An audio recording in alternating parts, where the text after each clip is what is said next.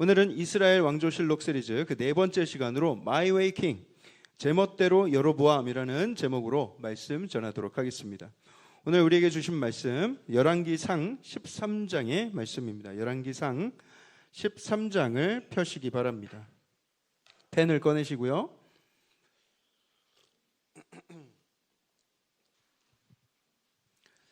지난 시간에 우리가 솔로몬의 아들 르호보암에 대해서 나누었습니다. 제가 지금 소개할 때도 솔로몬의 아들이라고 소개를 했는데 사실 그렇게 소개하는 것이 르호보암이 제일 싫어하는 말이었어요. 사실 그렇죠? 자기 아버지 솔로몬보다, 자기 할아버지 다윗보다 자기는 더 훌륭한 왕이 되겠다, 내 능력을 한번 증명해 보이겠다, 이런 마음을 가지고 있었죠. 그렇지만 백성들은 이미 고역에 많이 지쳐 있었습니다. 세금과 노동을 좀 가볍게 해줄 것을 요구를 했는데 이 르호보암은 안타깝게도 그 요구를 자기에 대한 도전으로 받아들였어요. 그래서 굉장히 포악한 말로 겁박을 했습니다. 우리 아버지가 채찍으로 너희를 다스렸다면 나는 뭘로? 전갈 채찍으로 너희를 징치하리라, 막 이러면서 겁박을 주었습니다. 결국 그 결정을 계기로 북쪽 지파 사람들이 르호보암에게 등을 돌리게 되었습니다. 견고했던 이스라엘 왕국이 두 동강이 났죠. 르호보암은 북쪽의 10개 지파 사람들에게 왕으로 인정받지 못했어요. 결국 자신이 속한 지파, 유다 지파와 또 베냐민 지파 한 지파만을 데리고 이렇게 왕국을 세워 나갔습니다. 두 지파의 왕이죠. 북이스라엘에는 10개 지파가 모였는데 누가 왕이 되었을까요, 여러분? 네, 오늘 본문에서 다루게 될 여로보암이 북이스라엘의 왕이 되었습니다. 그래서 제가 르호보암, 여로보암 구별하는 법 알려드렸죠. 이 10개 지파의 여로보암이라고 했죠. 이 북이스라엘은요, 남유다보다 3배나 넓은 영토를 가지고 있었고요. 그리고 인구는 거의 10배 가까이 되었습니다. 그러니까 사실 남유다는 다윗의 모든 영광, 솔로몬의 모든 영광을 다 북이스라엘에게 빼앗겼다라고 봐도 과언은 아니었던 것 같습니다. 자, 왜 그랬어요? 이게 르호보암이 듣는 마음 없이, 레브쇼메아 없이 어리석은 결정을 했기 때문이기도 하지만서도 사실 이 분열의 징조는 그의 아버지 솔로몬 때부터 시작이 되었다 말씀을 드렸죠. 지금은 여로보암이 북이스라엘의 왕이 되었으나 사실은 여로보암은 솔로몬의 신하 출신입니다. 그래서 솔로몬이 왕위에 있을 때 이 청년 여로보암을 눈여겨보았는데 이 젊은 청년이 너무 성실하고 지혜롭게 일을 해내는 거예요. 리더십도 있고. 그래서 나이는 젊지만 이 친구를 좀 고위 관직에 앉혀야 되겠다, 그래가지고 요셉 지파의 역군들을 관리하는 그런 관리 감독 일을 맡겼습니다. 굉장히 높은 관직을 맡긴 거예요. 근데 여로보암이 그 공사 현장에 가서 직접 보니까 백성들이 굉장히 많이 피곤해하고 지쳐 있는 것을 발견을 했습니다. 왕에 대한 불만이 거의 폭발 직전까지 간 거예요. 밖에서 볼 때는 몰랐는데 실제로 왕실 깊숙이 들어보니까 이 정권에 불만을 가진 사람이 굉장히 많고 이 정권이 균열이 일어나고 있구나, 이런 것을 감지해냈습니다. 그때 솔로몬의 그 말년이었는데, 여러분 솔로몬의 말년에 어떤 일들이 있었죠? 각종 수많은 여인들을 아내로 삼고 우상 숭배를 하고 별짓을 다 했지 않습니까? 그러던 때에 여로보암이 빈들에 나가서 일을 하고 있는데, 길을 걷고 있는데 아히야라는 선지자를 만났어요. 이 아히야 선지자는 그때 새 옷을 입고 있었는데 자기 옷을 확 벗더니만 그 옷을 12조각을 냈습니다. 그리고서 그 옷의 10조각을 여로보암에게 주었어요. 그리고 하나님의 약속을 전합니다. 내가 이 나라를, 그러니까 이 옷을 찢은 것 같이 이 나라를 솔로몬의 손에서 찢어서 빼앗아 10지파를 너에게 주고 1지파는 솔로몬에게 줄 것이다. 왜냐? 솔로몬이 나의 길을 버리고 자기의 길로 갔기 때문이다. 이렇게 이야기를 하셨어요. 그리고 하나님께서는 곧장 여로보암과 언약을 세우십니다. 이게 열왕기상 11장 37절에서 38절의 내용인데요. 제가 한번 읽어드릴게요. 하나님께서 여로보암에게 이런 약속을 하신 거예요. 내가 너를 취하리니, 왕으로 취하리니 너는 네 마음에 원하는 대로 다스려 이스라엘 위에 왕이 되되, 네가 만일 내가 명령한 모든 일에 순종하고 내 길로 행하며 내 눈에 합당한 일을 하며 내 종 다윗이 행한 같이 내 율례와 명령을 지키면 내가 너와 함께 있어 내가 다윗을 위하여 세운 것 같이 너를 위하여 견고한 집을 세우고 이스라엘을 주리라. 이렇게 말씀을 하셨어요. 여로보암은 안 그래도 좀 야심이 좀 있었던 청년인데 이제 택하심과 또 이런 견고한 언약까지 주어졌으니까 얼마나 흥분이 되었겠어요. 그때는 뭐 어떤 말씀을 주셔도 뭐 아유 알겠습니다. 아유 그런 축복을 주시다니요. 알겠습니다. 순종하겠습니다. 이런 마음이었겠죠. 그런데 그 사실을 어떻게 알게 됐는지는 뭐 성경에 나와 있지 않아서 잘 모르겠으나 솔로몬이 그 여로보암한테 그런 언약이 임했다는 것을 알게 됐어요. 그래서 그를 찾아서 죽이려고 했습니다. 여로보암을 죽여야 되겠다. 걔가 나를 대신해서 왕이 돼? 그런데 여러분, 하나님의 계획을 사람이 막을 수 있겠습니까? 하나님의 의지, 하나님의 계획은 절대로 사람이 꺾을 수가 없어요. 반드시 이루어집니다. 여로보암은 그 즉시 솔로몬을 피해서 애굽으로 도망을 갔어요. 그래서 거기서 솔로몬이 죽을 때까지 거기에서 기다렸습니다. 솔로몬이 나이가 많으니까 거기서 기다리고 있었어요. 지난주에 나눈 것처럼 이 여로보암이 언제 다시 등장을 합니까? 세겜에서 르호보암을 왕으로 삼아야 될지 말아야 될지 그 청문회를 하고 있는 그 현장에 여로보암이 처음 다시 나타났습니다. 오랜 기간 애굽에서 숨죽여 지내다가 이제는 사람들의 초대를 받아서 이제 오게 된 거예요. 자, 그 뒤에 이야기는 잘 아시죠? 르호보암이 이제 세겜에서 청문회에서 탈락하고 북이스라엘 10지파 사람들이 그에게 등을 돌리고 이제 여로보암이 그들의 왕이 되었습니다. 북이스라엘의 왕. 왕이 되자마자 에브라임 산지에다가 세겜 성읍을 지었어요. 거길 수도로 삼았습니다. 근데 그 세겜에서 이렇게 지내다 보니까 아니 우리 북이스라엘 백성들이 자꾸만 이 남유다로 자꾸만 내려가는 거예요. 아니 왜 가나 보니까 예루살렘에 제사를 드리러 가는 거예요. 절기 때마다 또는 뭐 마음이 있을 때마다 계속 가서 제사를 드리는데 아 이거 거리도 가깝지 않은데 하나님을 전심으로 예배하려는 사람이 막 이렇게도 많았나? 예루살렘에 꼭 가야 되나? 이게 예루살렘에 가면 나중에 르호보암한테 마음이 뺏기면 어떡하지? 걱정이 되기 시작했어요. 열왕기상 12장 27절에 이렇게 기록합니다. 만일 이 백성이, 나의 백성이 예루살렘에 있는 여호와의 성전에 제사를 드리고자 하여 올라가면 이 백성의 마음이 유다 왕된 그들의 주 르호보암에게로 돌아가서 나를 죽이고 유다의 왕 르호보암에게로 돌아가리로다. 이렇게 생각했어요. 일어나지도 않은 일인데 질에 겁먹고 있어요. 나를 배반하는 거 아니야? 나 죽이는 거 아니야? 그런 근심과 불안이 가득한 상태에서 그는 어떤 결정을 내리는가? 28절에서 30절 말씀 우리 함께 한번 읽어보시죠. 28절에서 30절 시작. 이에 계획하고 두 금송아지를 만들고 무리에게 말하기를 너희가 다시는 예루살렘에 올라갈 것이 없도다. 이스라엘아, 이는 너희를 애굽 땅에서 인도하여 올린 너희의 신들이라 하고 하나는 베델에 두고 하나는 단에 둔지라.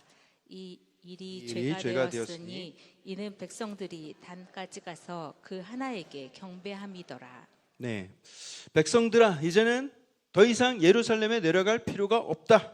자, 여기 금송아지 2마리 보이지? 이 송아지들로 말할 것 같으면 너희를 애굽에서 구출해낸 너희의 신들이다. 이렇게 얘기하고 있어요. 28절 마지막에 신들이다 이렇게 말하면서 복수형을 썼습니다. 그러니까 하나님은 오직 유일하신 하나님, 오직 한 분이신데 지금은 이 하늘에 계신 여호와 하나님 말고도 신들이 여럿 있다 하면서 여러 신들을 지금 소개하고 있는 거예요. 2마리 만들었으니까 하나는 베델에 두고 하나는 단에 둘게. 괜히 멀리들 가지 마시고 괜히 헛수고하지 마시고 이제는 가까운 요 송아지 신들 찾아가셔서 예배하셔라. 이렇게 이야기를 한 거예요. 여러분, 이 결정을 할 때 하나님의 뜻을 물었을까요? 하나님이 어떻게 생각하실지를 단 1초도 고민하지 않고 내린 결정 같아 보이죠. 마치 하나님을 스위치 끄듯이 딱 꺼버리고 그렇게 내린 결정처럼 보이지 않습니까? 아니 그래도 목사님 그 당시 여로보암으로서는 그래도 꽤 합리적인 결정을 한 거 아닙니까? 물으실 수도 있을 것 같아요. 나라는 이미 갈라졌고 성전은 남유다 저 예루살렘에 있는데 그럼 거기에 가서 제사를 드리는 건 불가능하지 않습니까? 뭐 백성들은 뭐 소규모로 이렇게 다닐 수 있다고 해도 북이스라엘의 왕이 거기 가서 예배 드리는 건 좀 불가능하지 않았을까요? 라고 물으실 수도 있을 것 같아요. 여러분 북이스라엘 입장에서 과연 거기에 그렇다면 과연 그게 최선의 방법이었겠는가? 우리의 생각, 사람의 생각으로는 그게 최선일지 몰라도 분명히 그것은 하나님이 원하시는 방법은 아니었습니다. 하나님이 머무시는 성전, 하나님이 인정하시는 성전은 오직 하나, 예루살렘 성전이었어요. 그때는 뭐 막 전투를 위해서 내려가는 것이 아니라 우리가 제사를 위해서 예루살렘에 왔다 한다면 성전에 들어가는 것을 충분히 용납받을 수 있었습니다. 뭐 국경선에 뭐 우리처럼 뭐 이렇게 철책이 있는 것이 아니었어요. 뭐 입국 심사가 있는 것도 아니고 그냥 가면 됩니다. 그냥 내려가면 돼요. 물론 왕이 움직이는 것은 쉽지 않았겠지만 그 또한 기도하면서 외교적으로 충분히 풀 수 있는 문제였다는 거예요. 예배의 의지만 있었다면 하나님이 어떻게든 그 예루살렘으로 갈 수 있는 길을 열어주셨지 않았겠는가? 오늘날도 마찬가지입니다. 여러분, 우리가 예배의 의지가 없어서 그렇지 예배를 진정으로 사모하고 예배를 꼭 드려야 되겠다는 의지만 있다면 여러분, 우리는 예배의 기회를 얼마든지 얻을 수 있어요. 제가 볼 때는 거리도 그렇게 큰 문제가 되지 않습니다. 우리 교회에도 매주 서울에서, 부천에서, 인천과 안산과 화성에서 매주 오시는 성도님들 많이 계세요.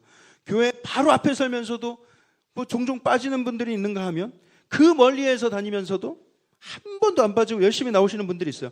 거리가 문제가 아니라는 거예요. 여러분, 그만한 열정이 있는가의 문제인 것입니다.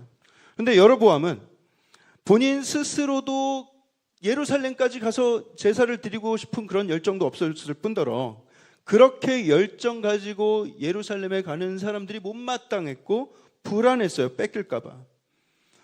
여러분, 이 불안은 사실 우리가 충분히 이해할 수 있는 종류의 불안입니다. 그런데 여러분, 좋은 믿음을 가진 사람과 그렇지 않은 사람의 차이는요, 마음의 불안이 찾아오냐 안 오냐의 문제가 아닙니다. 불안과 근심은요, 아무리 믿음 좋은 사람도 불안과 근심은 찾아오게 돼 있어요. 나는 불안 자체가 없다. 나는 근심 자체가 없다. 잘 생각해 보세요. 근심이 없는 건지 생각이 없는 건지. 생각이 있는 사람들은 근심을 하게 돼 있어요.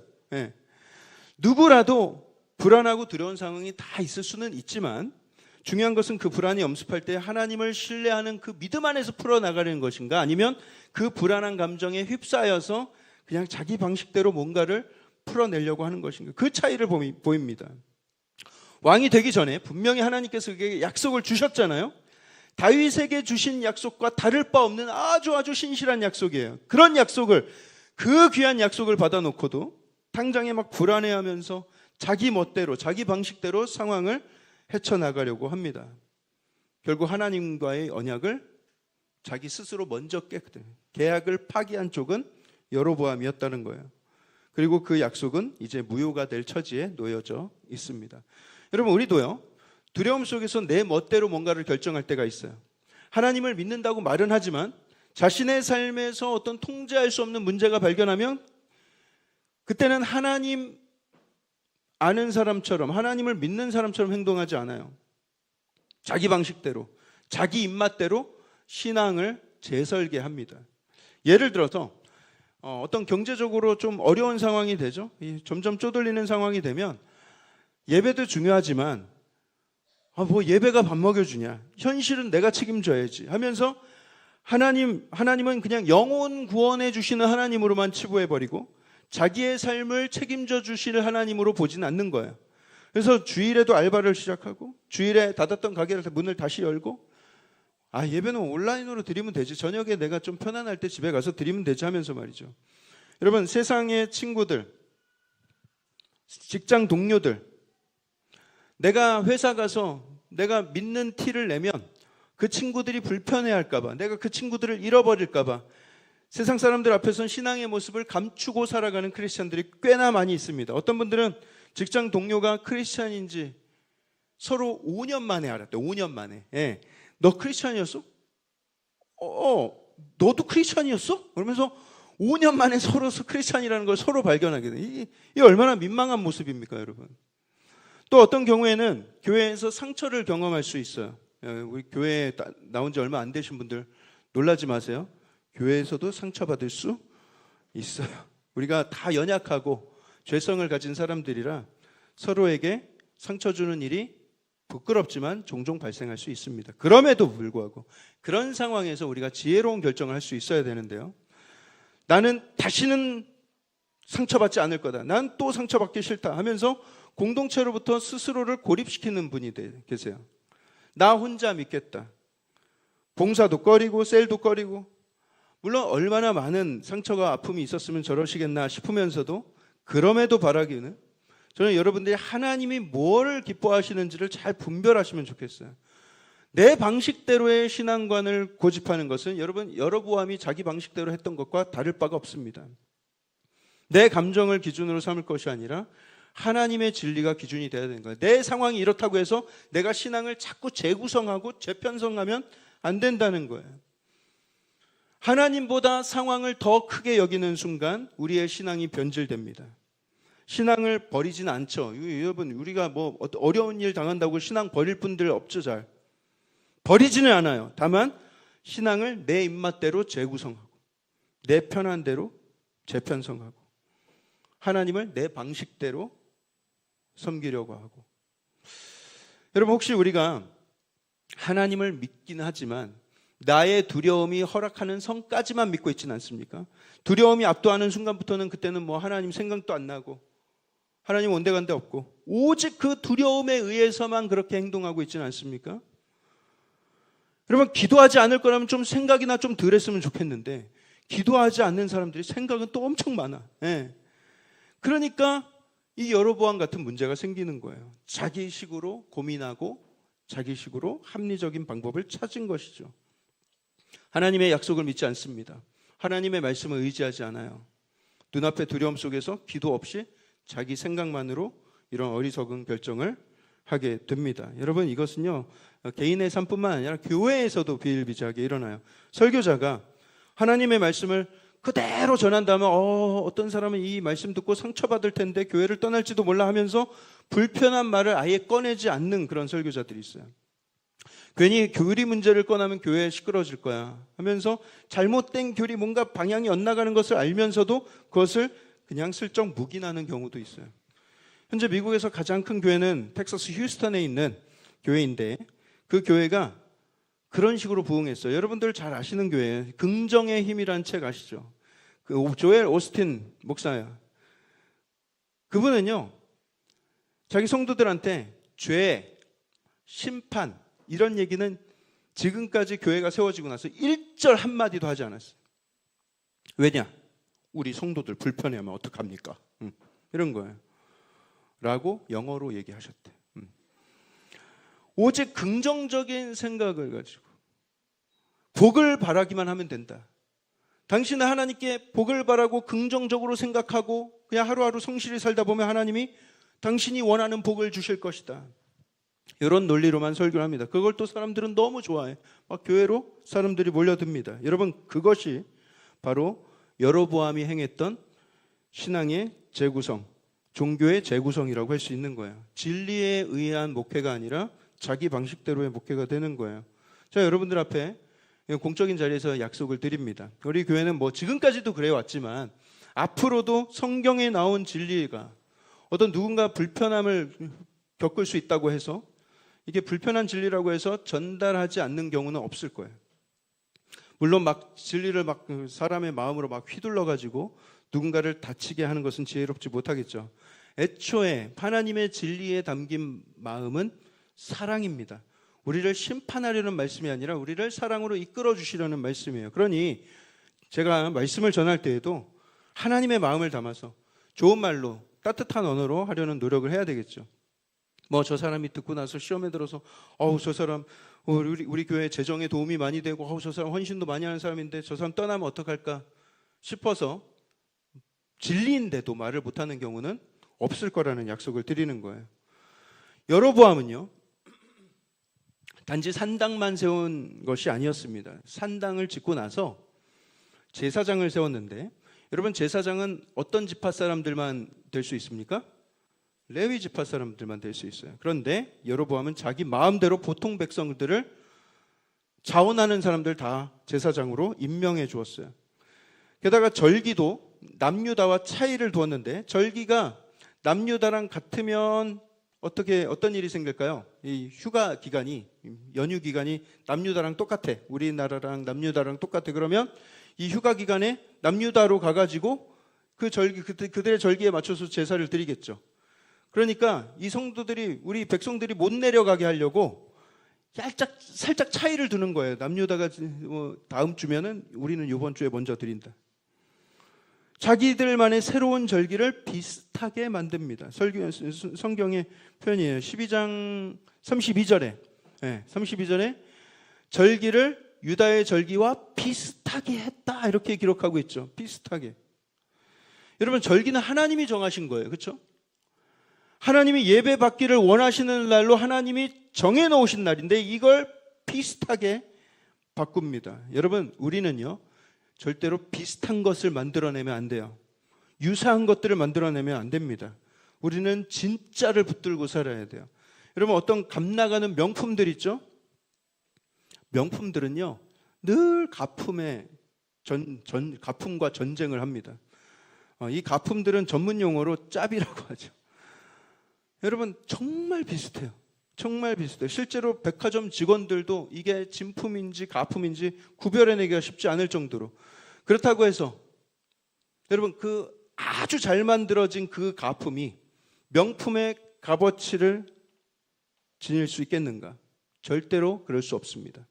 그 안에 철학과 예술혼과 장인 정신이 그 안에 담겨 있기 때문이에요. 그것은 돈을 목적으로 만든 짭들은 절대로 흉내낼 수 없는 것들입니다. 우리도 마찬가지예요. 우리가 믿음을 겉으로만 흉내내고 있는 비슷한 신앙의 모습들이 있어요. 비슷한 거. 모양 비슷해요. 진짜랑 비슷해. 근데 그 안에 본질이 없어요. 성경의 표현대로라면 경건의 모양은 있으나 경건의 능력이 없는 경우이죠. 다 같이 단정한 옷차림으로 나와서 주일날 나와서 예배를 드려도 참 예배를 드리는 사람과 유사 예배를 드리는 사람이 있다라는 거예요. 참 믿음과 짠 믿음이 함께 존재합니다. 여러분 핸드복이래요.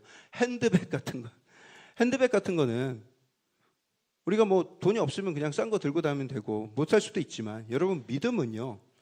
우리 누구나 다 진짜 믿음을 붙들고 살 수 있는데 왜 굳이 그것을 비슷한 믿음, 그 짠 믿음으로 만들어서 갖고 다니냐고요.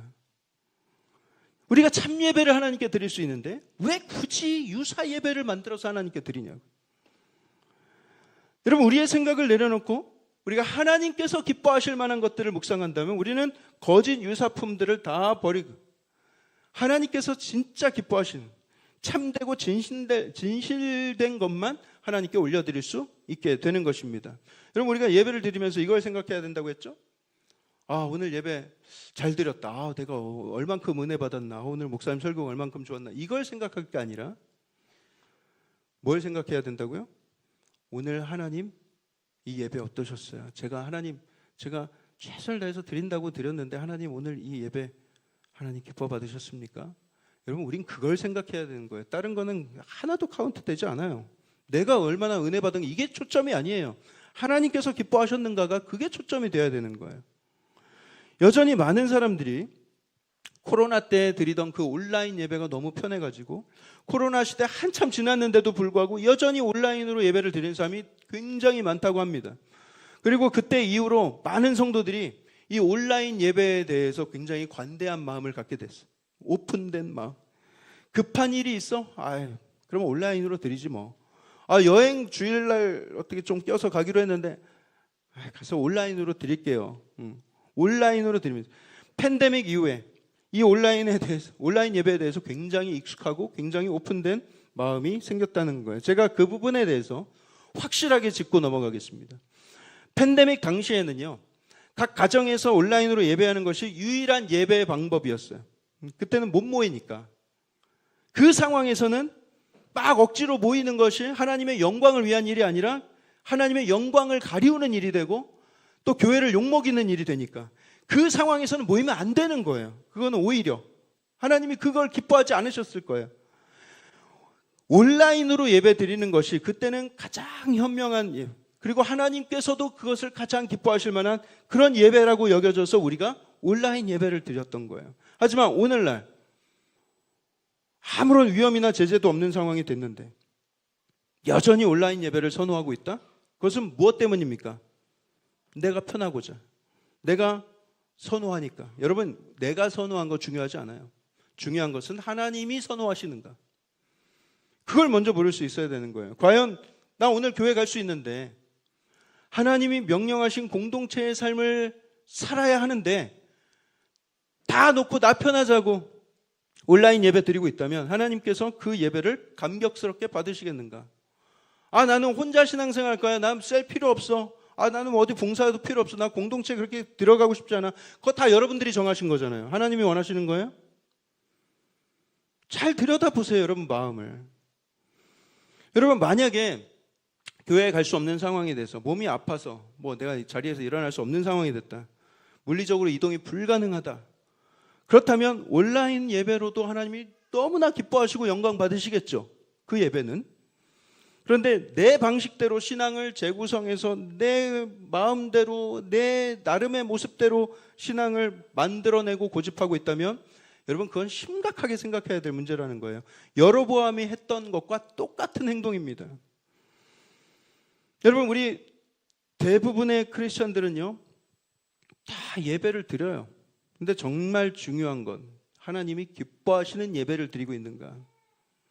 주일 빠지면 좀 찝찝하니까 내가 주일을 빠지면 주차장에 자리가 없어. 찝찝해. 주일 한번 나가는 게 그래도 마음 편해. 일주일 동안 마음이 편해. 뭐 의무적으로 그런 편한 방식으로 나조차 하고 예배를 드리고 있지 않은지 잘 돌아볼 수 있어야 된다는 거예요. 놀라운 것은요. 여로보암이 그런 꾀를 내는 가운데에서도 여전히 신앙을 지키던 사람들이 있었다는 거예요. 그 북이스라엘 사람들 중에 여전히 성전 신앙을 지키기 위해서 예루살렘으로 왕래한 사람들이 있었다는 사실입니다. 그 사람들은 어떤 사람이냐? 시편 1편에 나오는 사람들이에요. 복 있는 사람은 악인의 꾀를 쫓지 아니하며 여로보암의 꾀를 쫓지 않는 사람, 복된 사람들입니다.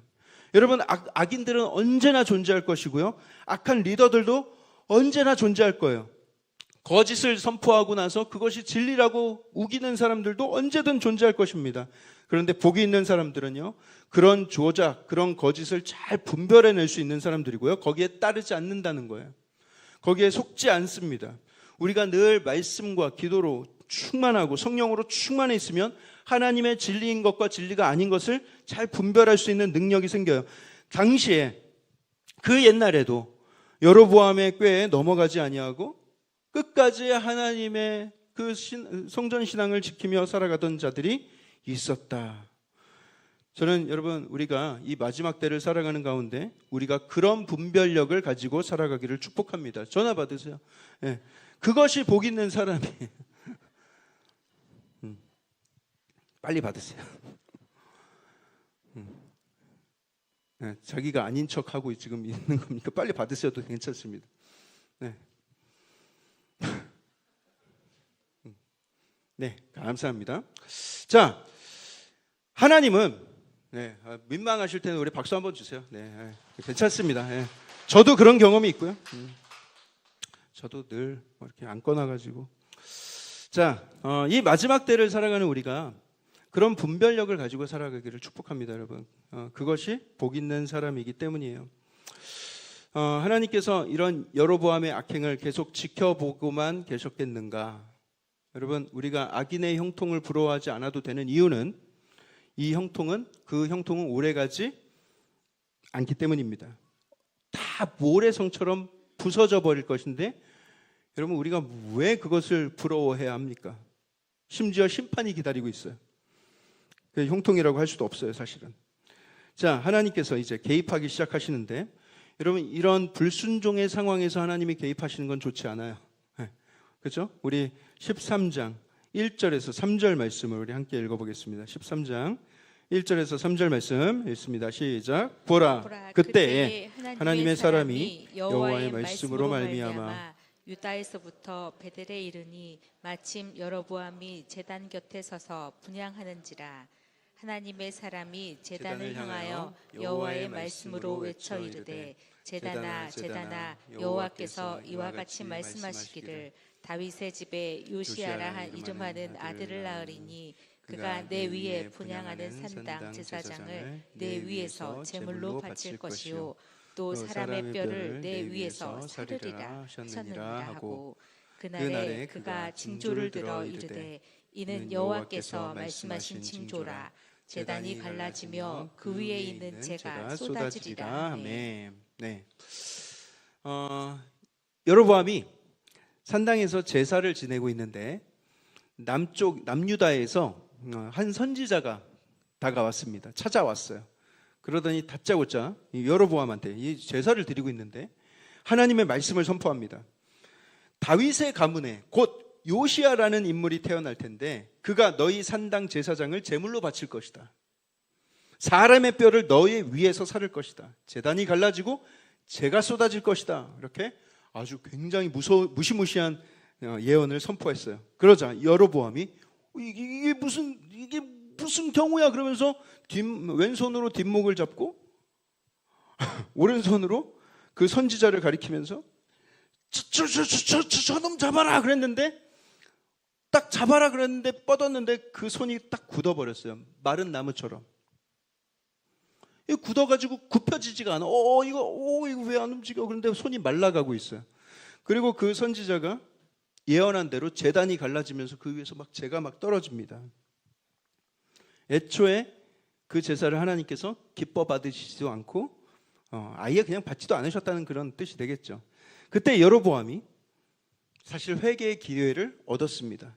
죄를 깨닫고 회개할 수 있었어요. 그런데 회개했나요? 6절과 7절을 보세요. 6절 7절. 왕이 하나님의 사람에게 말하여 이르되, 그 선지자한테 말한 거예요. 청하건대 너는 나를 위하여 네 하나님 여호와께 은혜를 구하여 내 손이 다시 성하게 기도하라. 하나님의 사람이 여호와께 은혜를 구하니 왕의 손이 다시 성하도록 전과 같이 되니라. 왕이 하나님의 사람에게 이르되 나와 함께 집에 가서 쉬라. 내가 내게 예물을 주리라. 6절 다시 한번 보여주시면, 너는 나를 위하여 너의 하나님 여호와께라고 이야기하고 있죠. 자기는 이미 멀어졌어요. 그렇죠? 참 이런 사람들의 특징이 늘 너의 하나님이래요. 사울도 그랬죠. 사울도. 여러분, 이거는요 회개를 한 게 아니라 지금 내가 이 손이 이렇게 마른 손이 됐으니, 이 불편해졌으니 이것만 빨리 고쳐달라는 거예요. 이거 왜 이러냐 이거. 자신의 영혼이 그렇게 굳어져 가는 것은 전혀 아랑곳하지 않으면서 손이 굳어져 가는 것만 마음이 쓰이는 거예요. 여러분, 우리도 건강에 대한 관심이 많죠. 여러분, 육신의 건강에 신경 많이 쓰셔야 합니다. 굉장히 중요해요. 황상인 집사님네 힐스템에 가서 또 몸도 많이 지지시고, 우리 박주석 집사님 또 좋은 재료로 빵 만드시는 좋은 빵도 많이 사서 드시고. 근데 그와 더불어서 더 중요한 것이 있죠.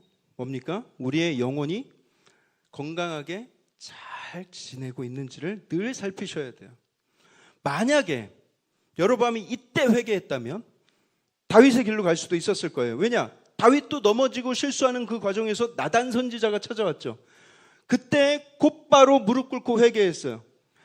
지금 여로보암에게도 이렇게 확실한 경고와 확실한 그런 메시지가 있었단 말이죠. 심지어 체험도 했어요. 손을 고침을 받았지 않습니까? 그런데 손만 고침을 받고 그 마음은 돌아섰어요. 금방 돌아섰어요. 오히려 그 선지자를 간만에 만난, 요즘에 이런 사람 만나기 힘든데, 용한 선지자로 여기고 그를 자기 곁으로 포섭하려는 시도를 합니다. 돈으로 매수하려고 들고 말이죠. 하지만 그 선지자는 뒤도 안 돌아보고 그를 떠나버렸습니다. 여러분, 영적 지도자들은 이 세상의 이런 모습에 대해서 이런 단호한 모습들이 필요해요. 세상의 권력에 빌붙는다거나 세상의 인기나 명예를 막 얻으려고 기웃거리기 시작하면 영적 지도자로서의 그 단단했던 정체성은 흐물거리기 시작합니다. 돈을 벌기 위해서 기웃거린다거나, 목회자가 명예를 찾으려고 이렇게 기웃거린다거나 흐물거려요. 여러분, 그러니 여러분들은 저를 위해서, 저 같은 담임 목사들을 위해서 늘 기도해 주셔야 합니다. 여러분, 소명이 흐릿해지지 않도록, 세상의 유혹에 흔들리지 않도록 여러분들의 영적 지도자들을 위해서 기도해 주셔야 돼요. 제가 목회를 하다 보니 이 영적인 이 시험과 유혹이 얼마나 거센지 몰라요. 여러분, 기도해 주셔야 돼요. 여러분들 아마 이런 게 얼만큼 거센지 상상도 못 하실 거예요. 그래서 여러분, 저는 여러분들의 기도가 필요합니다. 혼자 당해낼 수가 없어요. 여러분, 이 여로보암 앞에 나타난 이 선지자, 여로보암을 막 진짜 심판하려고 죽이려고 나타났을까요? 그가 깨닫고 돌아오길 바랬을 거예요. 그렇지만 여로보암은 깨닫지 못하고 늘 이렇게 인간적인 방법으로만 포섭하려고 드는, 하지만 그 선지자는 타협하지 않습니다. 이런 타협하지 않는 자세, 이런 자세가 저에게 필요하고 또 우리 모든 성도들에게 필요한 자세인 줄 믿습니다. 오늘 본문 13장 33절 34절을 우리 한번 마저 읽어보도록 하겠습니다. 33, 34절 시작. 여로보암이 이 일 후에도 그의 악한 길에서 떠나 돌이키지 아니하고 다시 일반 백성을 산당의 제사장으로 삼되 누구든지 자원하면 그 사람을 산당의 제사장으로 삼았으므로 이 일이 여로보암 집에 죄가 되어 그 집이 땅 위에서 끊어져 멸망하게 되리라. 손이 마르고 재단이 갈라져서 재가 쏟아지고 그런 무시무시한 체험을 했는데도 불구하고 그의 삶이 끝내 달라지지 않았다. 회개하지도 않았다. 여러분, 이런 영적인 엄청난 체험, 이런 것들 좋은데요. 하지만 이런 체험들이 사람을 변화시키지 않습니다. 뭐 어디 기도원 가서 막 어떤 막 못 고칠 병을 막 치유를 받고 막 저는 자가 걷게 되고 별의별 기적을 다 경험을 해도 하나님 앞에 온전히 자복하고 회개하지 않고 말씀에 붙들려 살지 않으면 딱 그때뿐이에요. 체험했을 때. 그런 경우를 저는 많이도 봅니다. 하나님이 병 고쳐주셨어요. 근데 그때뿐이에요. 너무 어리석죠? 너무 안타깝습니다. 여러분, 여러분들 중에는 그런 분들 없어요? 혹시? 그런 체험을 했는데 난 지금 그때 그 뜨거웠던 마음이 이게 다 식었다. 여러분, 우리가 늘 말씀 붙들고 기도하고 그렇게 순종하려고 하는 노력이 없으면요, 체험은 딱 그때뿐이에요. 체험 중심 신앙이 위험한 거든요. 한번 그런 걸 체험하게 되면 늘 그런 것만 찾아다녀요. 그래서 주일에 와서 이렇게 말씀 듣고 큐티하고 또 이렇게 예배드리고 이런 신앙은 진부하게 여겨져요. 그래서 어떤 강한 자극이 있고 막 불이 와가지고 막 떨고 막 여기에서 막 하고 막 이런 막 강한 게 있어야 막 도파민이 분출되는 그런 사람들이 있어요. 계속해서 한번 이 강력한 체험을 또 받고 싶고 다음에는 더 강력한 걸 받고 싶고 그런 데만 찾아다닙니다. 어디 용암 목사 있다면 막 부산에도 찾아가고 막 저 마산에도 찾아가고 실제로 거기 가서 막 입신도 하고 막 방언도 하고 해요. 그런데 인격의 변화와 신앙의 성숙은 잘 없어요. 왜입니까? 인격의 변화와 신앙의 성숙은 체험으로 되는 것이 아니라 말씀드렸듯이 말씀에 순종하고 성령의 도우심을 받아서 이룰 수 있는 것이기 때문입니다. 그러니 여러분, 체험이 나쁜 것은 아니지만 체험 중심의 신앙을 쫓아다니지 마시기 바랍니다. 오직 말씀 중심, 예배 중심, 공동체 중심의 신앙생활을 하실 때 여러분들의 신앙이 가장 건강하게 성장할 수 있어요. 방금 읽었듯이 여로보암이 계속해서 일반 백성들을 산당의 제사장으로 삼았습니다. 레위 지파를 삼아야 되는데 일반 사람들을 제사장으로 삼았어요. 왜 그랬는가? 레위 지파 출신으로 처음에는 세우려고 했을 거예요. 그런데 이 레위 지파 사람들은 도저히 이 여로보암의 요구에 따를 수가 없는 거예요. 신앙 양심상 어떻게 내가 저런 요구, 저런 황당한 요구를 따라할 수 있나? 하나님 앞에 범죄하면서 타협하면서 어떻게 내가 신전을 버리고 하나님의 성전을 버리고 산당에 가서 제사장 노릇을 하냐? 이건 상상할 수도 없는 요구였던 거예요. 그래, 그 부족한 제사장을 어떻게 채워요? 야, 쟤네들 싫대. 그럼 너희들 중에 너 제사장 하고 싶은 사람 손들어. 그러면 거수하면 그 사람들을 말 잘 듣는 사람으로 쓰는 거예요. 자신의 뜻을 굽히려고 하지 않고 제사는 드려야 되겠고 이런 교만을 하나님께서 어떻게 받으셨겠는가? 사랑하는 성도 여러분, 이 여로보암의 이런 비극은요, 하나님을 노골적으로 버린 데서 시작된 게 아니에요. 하나님을 버리지 않았어요. 여전히 예배하고 있잖아요. 근데 하나님을 내 방식대로 섬기려는 그 작은 재해석에서 시작이 되는 거예요. 두려움이 크고, 그러니까 그 두려움으로 내 삶을 이끌어가는 거예요. 말씀 대신 편의를 택합니다. 회개 대신 제도, 시스템을 고집해요. 그 결과는 분열이 일어나고 손이 굳어지고 마음이 굳어지고 갈라진 제단이 생기게 되죠.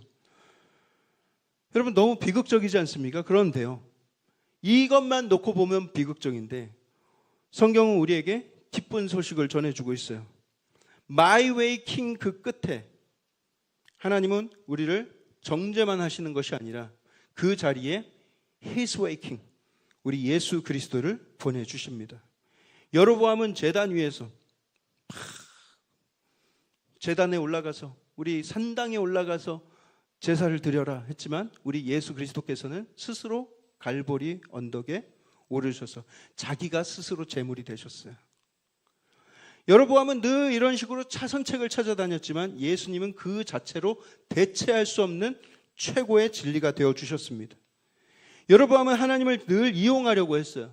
하지만 예수님께서는 하나님의 뜻에 늘 순종하신 왕이셨어요. 그래서 그분의 순종을 통해서 우리에게도 길이 열렸어요. 어떤 길이 열렸습니까? 내 방식에서 돌아서서 하나님께로 나아갈 수 있는 길이 열렸습니다. 예수 그리스도를 통해서 그 은혜의 길이 열렸다. 여러분 혹시 우리 안에도 이런 고백이 필요하지 않습니까? 주님, 저는 하나님을 버린 적은 한 번도 없으나 하나님, 저는 하나님을 내 임의대로 내 멋대로 내가 다룰 수 있는 분으로 만들어버린 적은 많이 있습니다. 말씀을 기준 삼아서 살기보다는 저의 감정과 상황을 기준 삼아서 그렇게 살았던 적이 더 많습니다.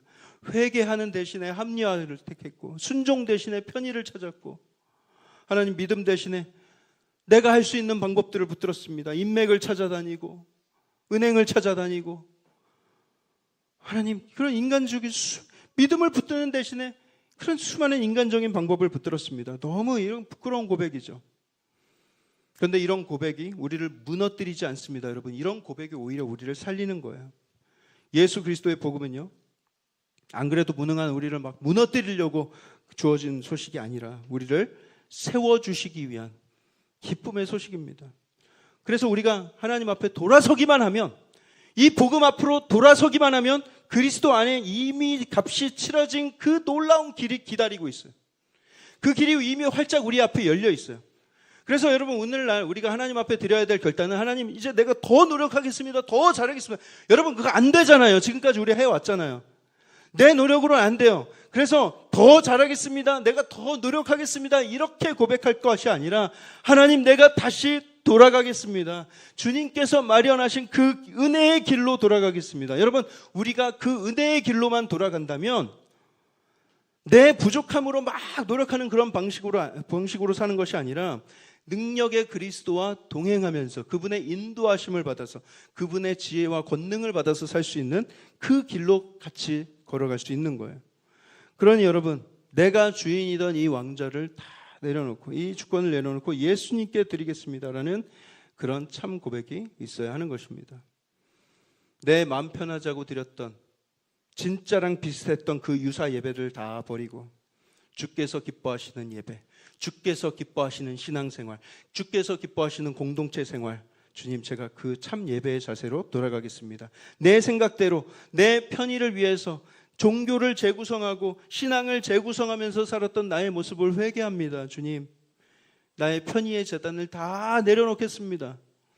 그리고 주님께서 주신 그 말씀 따라서 주님께서 기뻐하실 예배를 올려드리겠습니다. 내 마음의 두려움의 계산기 다 내려놓고 주님, 오직 주님의 약속을 믿고 나아가겠습니다. 이렇게 고백할 수 있어야 되는 거예요. 성경은 우리에게 이렇게 초대합니다. 말씀 보여주세요. 호세아 6장 1절의 말씀인데 우리 함께 읽어보겠습니다. 시작. 오라 우리가 여호와께로 돌아가자. 여호와께서 우리를 찢으셨으나 도로 낫게 하실 것이요 우리를 치셨으나 싸매어 주실 것이다. 우리 주님은요, 우리를 정죄하는 재판장으로서가 아니라 상한 심령을 싸매시는 따뜻한 목자로서 우리에게 다가와 주셨어요. 우리가 돌아가는 순간, 우리가 예수님 앞으로 돌아서는 순간 하나님의 은혜는 지체하지 않습니다. 우리를 확 안아주실 거예요. 갈라졌던 제단을 하나님께서 다시 세우실 것입니다. 굳었던 손, 굳었던 마음 하나님께서 다시 부드럽게 몽글몽글 다시 만들어 주실 것입니다. 우리의 가정과 교회, 우리의 사역과 그 모든 일터, 은혜 안에서 다시 질서를 찾아가게 될 것입니다. 지금까지 짭이었던 것들이 다 이제는 진짜가 되는 역사가 일어날 거예요. 그러니 여러분, 오늘 여러분들의 마이 웨이를 다 내려놓고 내가 히스 웨이를 따라 살아가겠다, 그의 길을 따라가겠노라, 그것을 결단하시길 바랍니다. 여러분, 우리 힘으로는요, 이 자기 방식이라는 이 중력을 이겨낼 수 있어요. 난 내 뜻대로 살고 싶어. 이 중력에서 벗어날 수가 없어요. 그런데 그리스도의 십자가의 그 능력이 우리를 그 중력을 이기고 들어 올리실 것입니다. 이 땅에서 들어 올리실 거예요. 그러니 우리가 그 길 위에 놓여져 있어야 돼요. 우리 내 방식으로라는 그 고집의 중력을 이제는 벗어버리고 하나님의 이끌리심대로 따라가는 그 방식, 우리가 그 아름다운 순종을 마음 가운데 결단하고 이제 하나님께서 기뻐하실 일들에 마음을 쏟으며 살아가기를 축복합니다.